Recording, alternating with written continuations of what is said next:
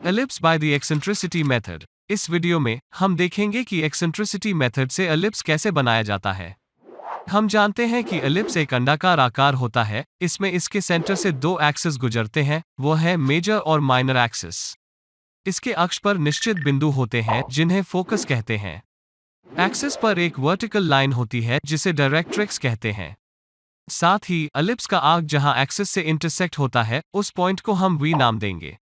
Curve पर प्रत्येक point एक विशिष्ट दूरी पर होता है। यह दूरी एक्सेंट्रिसिटी द्वारा दी जाती है। इस इंटरसेक्शन पॉइंट को हम सी नाम देंगे। एलिप्स खींचने के लिए ये महत्वपूर्ण सूचना है। यहाँ एक एलिप्स खींचने के निर्देश दिए गए हैं। डायरेक्ट्रिक्स से फोकस की दूरी 50 मिलीमीटर और एक्सेंट्रिसिटी 2/3 वाले एक एलिप्स को ड्रॉ करें। इसके अलावा इसके डायरेक्ट्रिक्स से एलिप्स के लिए नॉर्मल और टैंजेंट ड्रॉ करें। यहाँ हम देख सकते हैं कि डायरेक्ट्रिक्स से फोकस की यह दूरी 50 मिलीमीटर दी गई है और एक्सेंट्रिसिटी जो हम ई से लेबल करते हैं वह 2/3 दिया गया है। यहाँ हमें यह याद रखना होगा कि यदि इस एक्सेंट्रिसिटी का मान 1 से अधिक है तो हमें हाइपरबोला प्राप्त होता है। यदि मान 1 से कम है तो हमें एक एलिप्स प्राप्त होता है और यदि मान 1 के बराबर है तो हमें पैराबोला प्राप्त होता है। इस मामले में यह 1 से कम है, इसलिए यह एक एलिप्स होगा।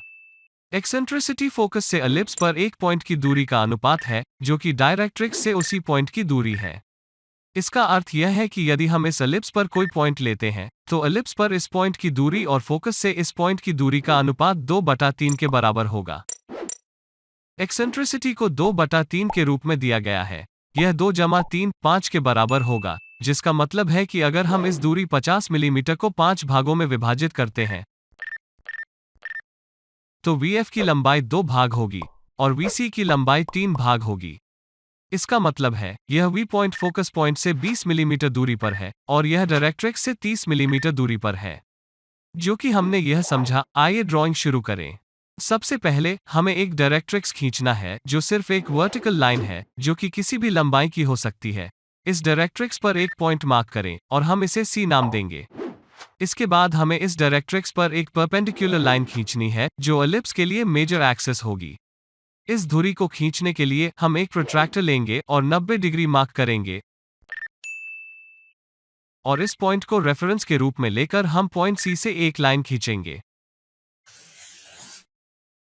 इसके बाद एक्सिस पर एक पॉइंट को डायरेक्ट्रिक्स से 50 मिलीमीटर दूर मार्क करें और इस पॉइंट को F के रूप में नाम दें और यह एलिप्स का फोकस पॉइंट होगा। इसके बाद हमें एक्सिस पर पॉइंट V अंकित करना होगा। यह पॉइंट C से 30 मिलीमीटर और F से 20 मिलीमीटर दूर होगा। रूलर लें और पॉइंट C से 30 मिलीमीटर दूर एक पॉइंट को मार्क करें।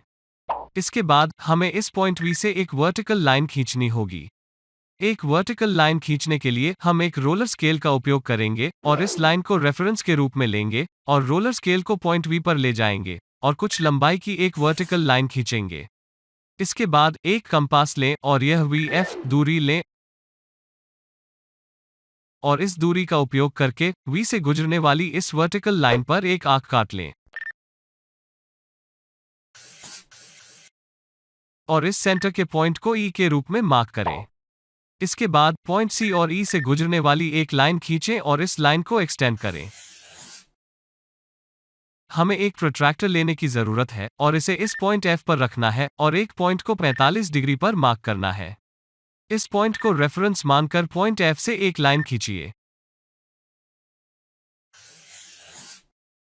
यह इंटरसेक्शन पॉइंट हमें एलिप्स का दूसरा पॉइंट मेजर एक्सिस पर देगा। इस पॉइंट से एक वर्टिकल लाइन खींचें।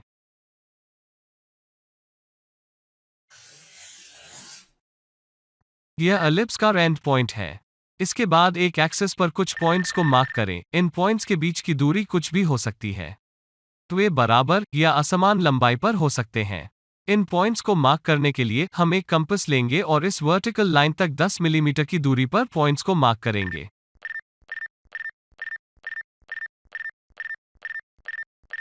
इन पॉइंट्स के लिए नामकरण करें 1, 2, 3 और इसी तरह 12 तक।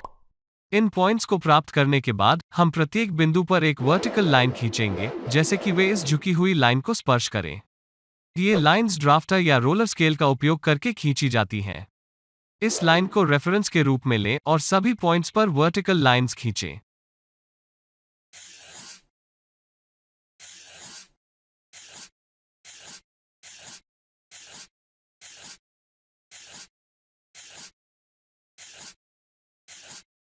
इन इंटरसेक्शन पॉइंट्स को मार्क करें 1 डैश 2 डैश 3 डैश और इसी तरह 12 डैश तक।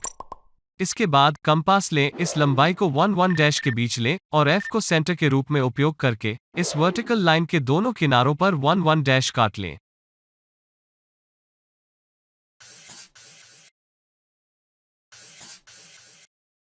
इस पॉइंट को P1 डैश के रूप में मार्क करें और इस पॉइंट को P1 के रूप में मार्क करें। इसके बाद इस लंबाई 2 डैश को कंपास पर लें और F को पॉइंट के रूप में उपयोग करके वर्टिकल लाइन 2 डैश पर आर्क काट लें।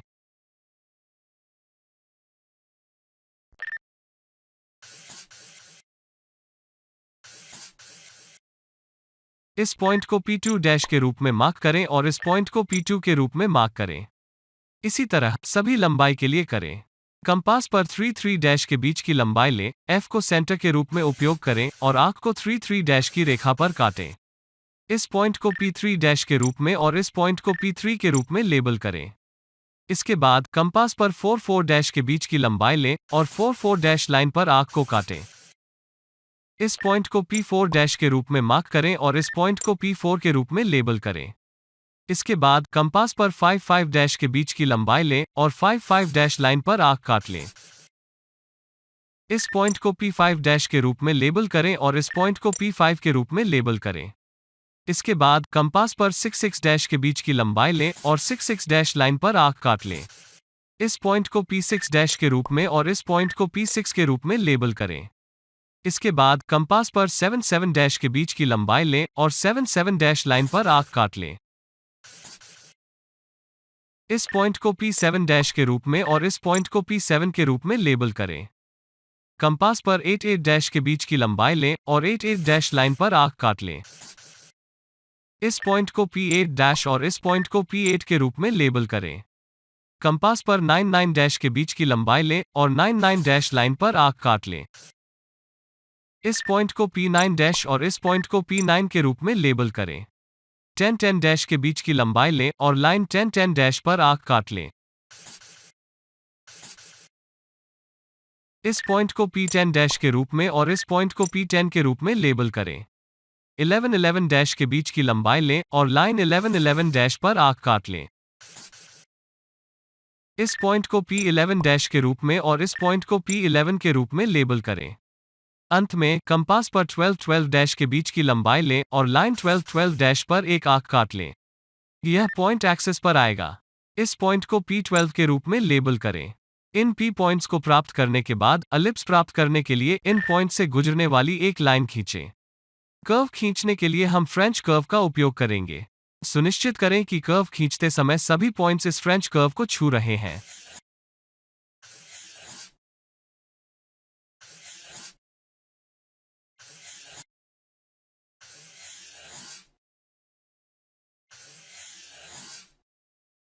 एक्सेंट्रिसिटी मेथड का उपयोग करते हुए यह अंतिम एलिप्स है। इसके बाद हमें डायरेक्ट्रिक्स से 75 मिलीमीटर के पॉइंट पर एक टैंजेंट और एक नॉर्मल को ड्रॉ करने की आवश्यकता है। ऐसा करने के लिए हमें एलिप्स पर एक पॉइंट को मार्क करने की आवश्यकता है जो कि डायरेक्ट्रिक्स से 75 मिलीमीटर दूर है।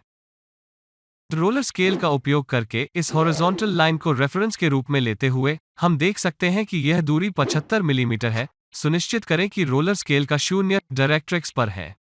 अब रोलर स्केल को ऊपर ले जाएं और देखें कि कर्व पर 75 मिलीमीटर कहां आ रहा है। हम देख सकते हैं कि इस पॉइंट पर 75 मिलीमीटर आ रहा है। इस पॉइंट को P के रूप में लेबल करें। कर्व पर इस पॉइंट की दूरी डायरेक्ट्रिक्स से 75 मिलीमीटर है। हमें इस पॉइंट P पर टैंजेंट और नॉर्मल खींचना है। एक टैंजेंट लाइन खींचने के लिए इस P पॉइंट को F पॉइंट के साथ एक लाइन से मिलाएं। इसके बाद इस PF पर एक परपेंडिकुलर लाइन खींचिए। परपेंडिकुलर लाइन खींचने के लिए एक प्रोट्रैक्टर लें, इसे इस पॉइंट पर रखें। सुनिश्चित करें कि पॉइंट F प्रोट्रैक्टर के सेंटर में मेल खाता है और 90 डिग्री मार्क करें। इसके बाद इस पॉइंट को रेफरेंस मानकर पॉइंट F से डायरेक्ट्रिक्स की ओर एक लाइन खींचें और इस पॉइंट को T के रूप में लेबल करें। अब पॉइंट T और P से गुजरने वाली एक लाइन खींचिए। यह लाइन कर्व के लिए टैंजेंट लाइन होगी। इसके बाद इस टैंजेंट पर एक परपेंडिकुलर लाइन खींचें जो कर्व के लिए नॉर्मल होगी। ऐसा करने के लिए प्रोट्रैक्टर लें, इसे टैंजेंट पर रखें और प्रोट्रैक्टर पर 90 डिग्री का निशान लगाएं। अब एक लाइन खींचिए जो P और इस पॉइंट से गुजरती है। यह लाइन कर्व से नॉर्मल है। मुझे आशा है कि आप समझ गए होंगे कि एक्सेंट्रिसिटी मेथड का उपयोग करके एक एलिप्स कैसे बनाया जाता है। अगर इस वीडियो ने आपको समझने में मदद की है तो लाइक बटन पर क्लिक करें, और यदि आप मेरे चैनल ADTW लर्न हिंदी पर नए हैं तो सब्सक्राइब बटन पर क्लिक करें ताकि आपको मेरे सभी लेटेस्ट वीडियोस मिलें।